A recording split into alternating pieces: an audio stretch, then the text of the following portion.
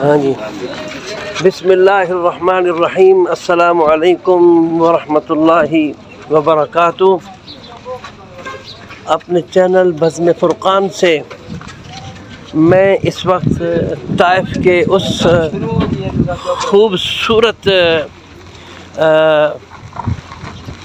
وادی میں موجود ہوں، وہ کھجوروں کا باغ جہاں میرے نبی رحمت صلی اللہ علیہ وسلم انگوروں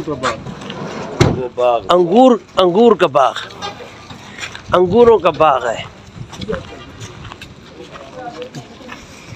جہاں آپ صلی اللہ علیہ وسلم طائف میں جب تشریف لائے اور اہل طائف کے غیر مسلموں نے آپ کو پتھر مارے، آپ جو ہے خون آلود ہو گئے اور آپ کے جسم اطہر سے خون بہنے لگ گیا، اور آپ ایک باغ میں آپ نے پناہ لی، جہاں عداس نامی ایک غیر مسلم نے آپ کو کھجوریں پیش کی، کھجور آپ کو پیش کی،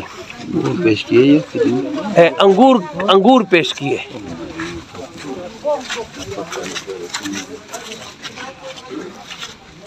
انگور آپ کو پیش کیے تو آپ صلی اللہ علیہ وسلم نے ان انگوروں کو نوش فرمایا، اور آپ صلی اللہ علیہ وسلم جو ہے آپ کو کچھ ہوش آیا، تو وہ عظیم جگہ یہی ہے جو میں آپ کو دکھا رہا ہوں۔ یہ وہ سارا باغ ہے،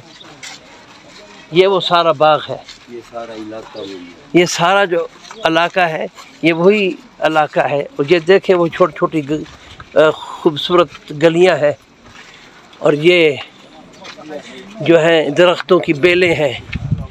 اللہ تعالیٰ نے اس جگہ کو رنگ لگایا، اور بعد میں وہ عداس نامی شخص جو تھا وہ مسلمان ہوا اور مشرف باسلام ہوا ہے۔ تو آپ دیکھ لیں یہ کتنی خوبصورت جگہ ہے، وہی چھوٹی چھوٹی گلیاں ابھی تک قائم ہیں، اور یہ مسجد عداس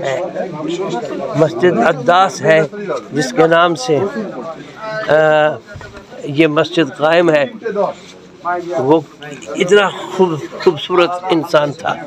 یہ دیکھ لیں، یہ جو ہے یہاں